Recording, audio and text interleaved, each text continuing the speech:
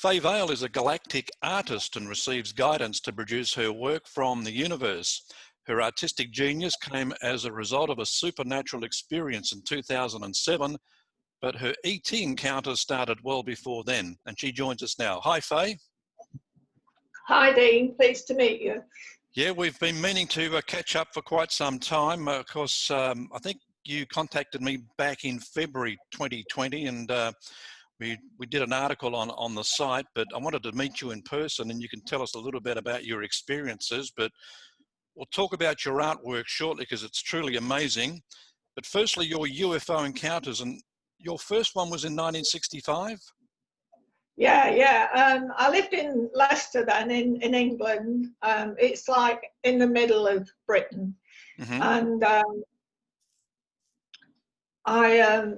we'd had friends around the house. I was at home at the time, and it was in the evening, and they didn't leave till about 11 o'clock at night.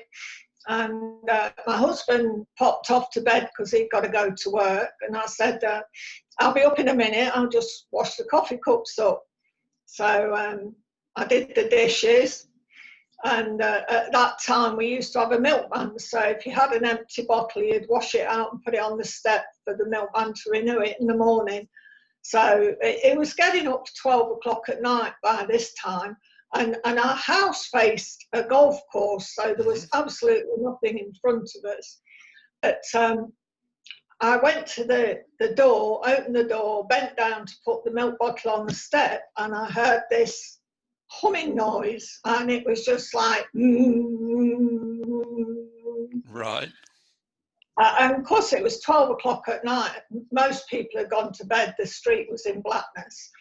And I looked up wondering, where's that coming from? And as I looked up, in the sky, right above the house was this huge, and it was like elongated, cigar-shaped thing, but it was quite big, really big, but it just sat there like that above the house. And as it did the humming noise, it vibrated to it. It was bright orange colour, and it just went brighter and duller as the noise went. So I looked at it for a couple of seconds. I did what most people would do, and I ran in and shut the door because it scared the hell out of me. And I went back in home, and I stood there thinking, shall I look out the curtains and all the blinds and see if it's still there? But I was afraid what might be looking back at me if I did, because I was so scared. Yeah. But anyway, the humming noise continued, and it was pulsating with the humming noise in the orange colour. And I got up the nerve to go to the door again. So I opened the door again, and it was still there. And I just stood and looked at it for about 5 minutes, shut the door, locked it, went to bed. The next morning, I never even thought about it. It never entered my mind. Wow. And then just after that, a while after that, I became really interested in the paranormal, because I started seeing spirit beings, and would get smells, all sorts of things moving on their own. And so I got really into the paranormal stuff then after that, which I'd never been interested in before, because I had 2 small sons and I worked. So I never had time to do anything like that. Never even entered my head, to be honest. But I got so much into it that I got up my own paranormal team, and we used to go to haunted houses and haunted places and film stuff, all sorts of stuff like that. So, and then it must have been 10 years later, I'd done all this paranormal stuff. 10 years later, my boys were a bit older then, and we also lived near water, and they were keen fishermen. And they said, Mum, can we go fishing? We're night fishing. Can you get us up at 3 o'clock in the morning? So I thought, oh, okay then, because they'll give me a free day if they're fishing. I've got the house to myself to do some job. So I set my alarm, got up at 2 in the morning so I could see the boys off. The first thing I did was look out the bedroom window to see what the weather was like, being as they were going fishing. And I looked out the bedroom window, and as I looked, there was 5 stars, but there was 4 together and 1 in the middle. I don't know whether you know what dominoes are like. Yeah, yep. You know the number 5 domino with the 4 and the 1 in Yes. the middle. Yep. There was that formation, and they were just sitting there, and I looked at them and I thought, I've never seen stars like that before. And as I was looking at them, they just started darting all over the place at tremendous speeds and ridiculous turns and angles. Yep. And so that was another time. What year was that? What year was that? It must have been about 1975. Okay. It was about 10 years later. But in between, I'd all this paranormal stuff, and I remember one day, this is how strong the paranormal things were. I was walking into town, and there used to be a railway bridge, and you could walk under it, and it was a shortcut. Mm-hmm.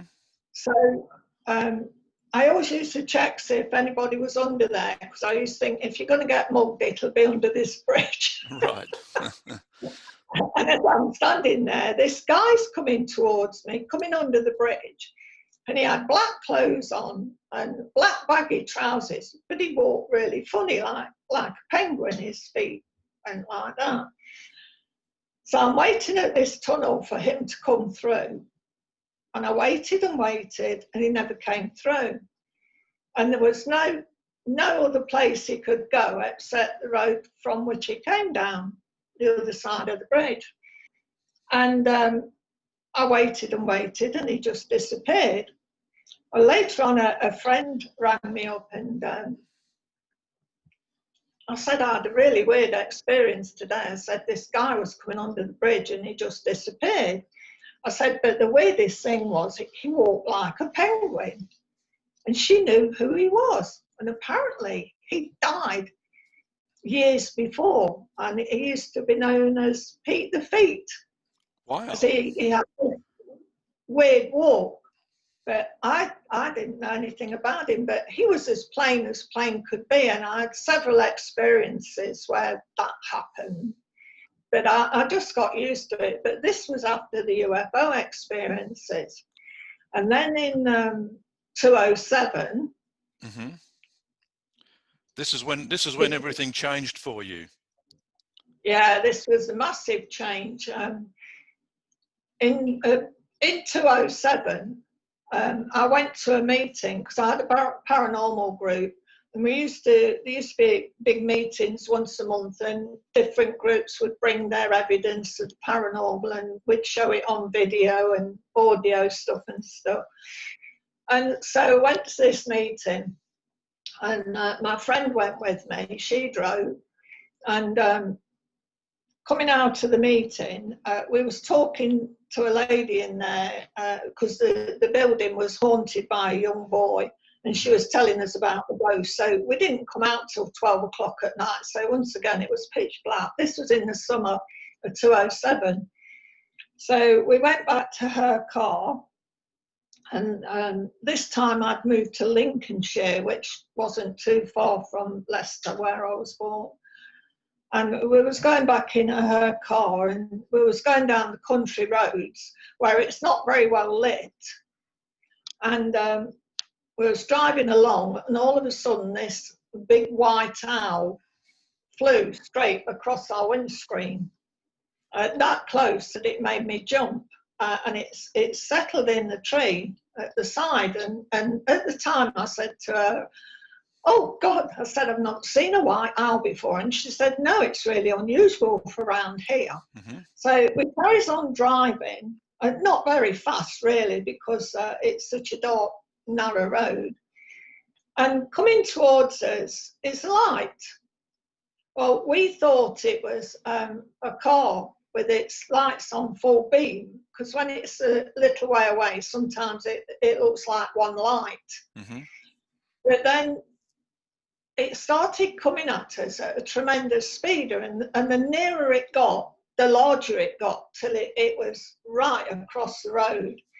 And the funny thing were, it was really bright, but you could still look at it. And as we were going along, it just went faster and faster. And this was our car, and it just come at us like that.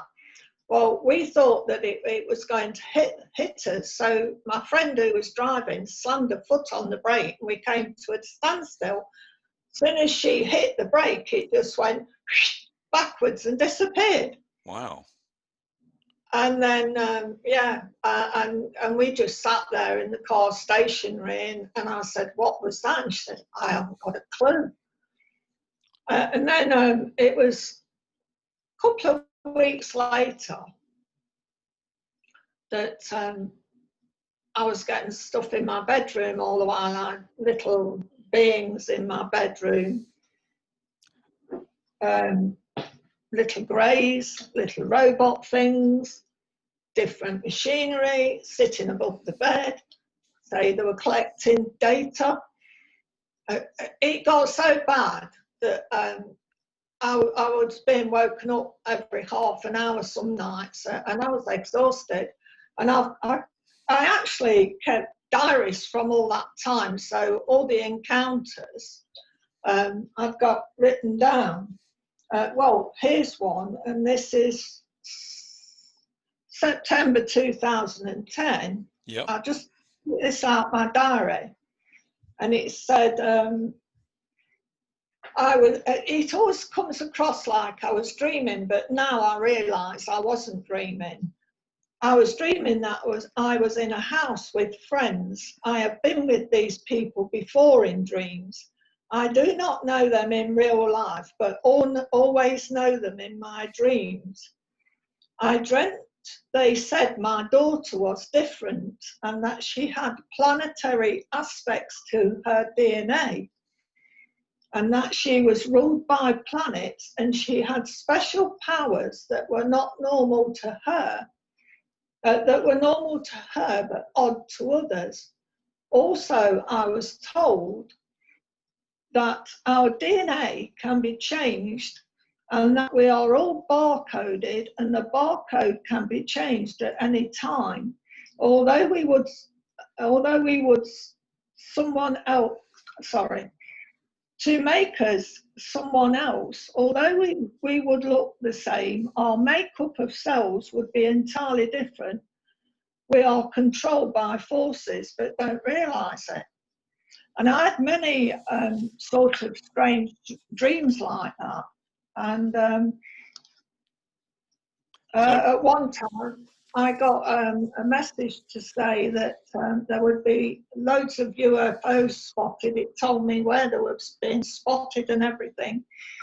And so this would have been September, a few years before that, but I made a point of looking out for this date and the areas where these UFOs would be spotted. Mm-hmm. And on the night when they're supposed to have been spotted, nothing happened. So I'm thinking to myself, I must have made it up or something. But anyway, it was in my brain. And then a year later, I was in a supermarket and I picked up a magazine.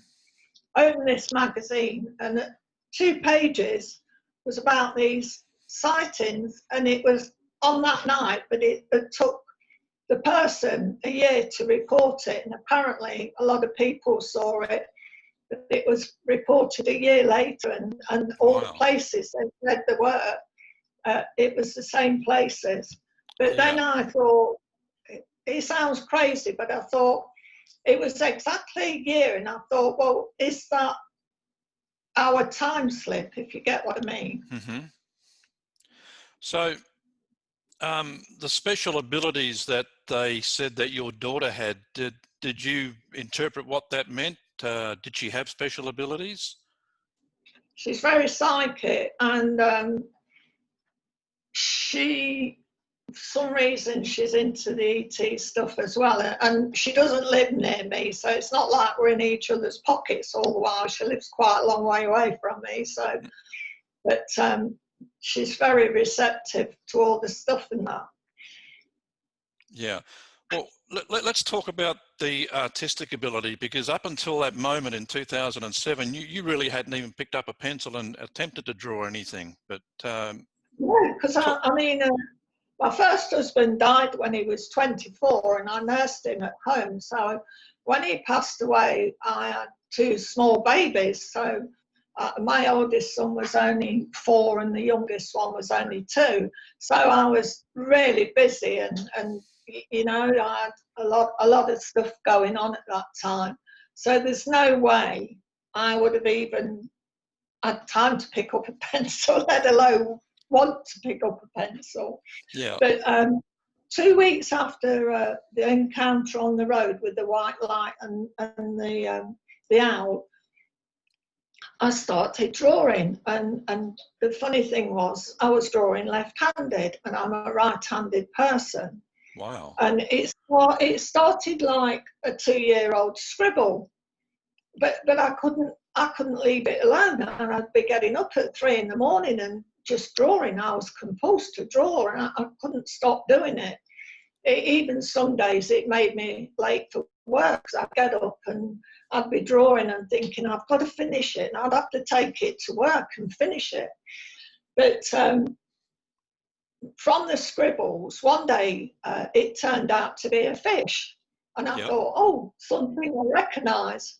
Well, after that, I started getting military drawings, and being never in. If I'd have been a man, I'd have probably have been more interested in it. But I started drawing tanks and warships and landing sites, aeroplanes, all things to do with war. I even got some grave sites where soldiers were buried. And I looked them up on the computer afterwards, and they were the correct places. Well, wow. It was all stuff that I'd have never even dreamed of looking at. But what it entailed was that they were showing me war stuff, and from ships they went to aeroplanes and landing sites, and then I started drawing rockets. And I was drawing rockets on the launch pad ready to go up, and I'm thinking, why am I doing this? But from rockets, I started drawing UFOs. And then I'd get maps of places the UFOs went, UFO landing sites. I even got something telling me how to build an airflow system. Wow. It was crazy stuff, yeah. So why were you drawing these things, and did you and why were you drawing left-handed when you were right-handed? Right, I'll tell you that. The reason why is because I'm right-handed. If you told me draw a flower, I would draw it. But if I did anything wrong, I'd think, oh, that's not right. I'll do that bit like that. And sorry, I've lost your pitch somewhere. No, I'm still here. Yep, I'm still here. Oh, okay then. Yeah, so I draw it how my mind's eye was, and then that would be my logical brain, side of my brain going in and saying this is not right. But if I draw with my left hand, which I don't have so much control over, my mind doesn't tell me to correct that. So it's like a free channel. Yep. Because the brain doesn't kick in like it would on my normal hand. Right. So I started doing drawings with my left hand. And I just couldn't control it. I was doing them all the while. 3 o'clock in the morning, 10 o'clock at night, you name it. I just feel compelled to pick up a pen and draw. And I can show you. Well, that's amazing, and that's from someone who hadn't drawn before. Yeah. And that's all. And that was with your left hand. This one, I think that one was, yeah. Yeah. So when you started drawing so well, did it actually frighten you that you suddenly had this ability to draw that just kind of came out of nowhere? No, it fascinated me. I was absolutely fascinated, and I never showed anybody for 2 years, not even my husband, because how can I say I'm getting all this stuff from aliens? He'd have probably got me locked up somewhere. Yeah. So you figured out that you got this ability from ETs. Were they actually controlling what you drew? Oh yeah, yeah, and I had many messages to say only draw what you're given, and I had loads of. This is some of the weird writing I've had. Okay. I don't know if you can see that. Yep. Have But you there's different sorts of writing. have you had that that writing analysed by anyone? No. But what I can do, what I did, I thought, well, it's a two-way thing. So if they're giving me writing I can't understand, I'll ask if they can put it in my own language, translate it for me, which is what I do now. And when I first asked for that, they said they would have to learn some of it. So lots of writing I got was spelt really funny. Mm-hmm. You know, like when people speak, writers say speak rather than how we would do it correct. Lots of it was like that for a start, and then it became a lot clearer. And now this is, you see there, Right. sorry, there, that is some kind of language. So now I can ask questions. Yep. Can you tell me about this picture and also the shapes? And he says, I'm a forefather of a forgotten race that are rebirthing. The writing refers to man's rebirth as evolution participates in its largest leap yet. So I get lots of information.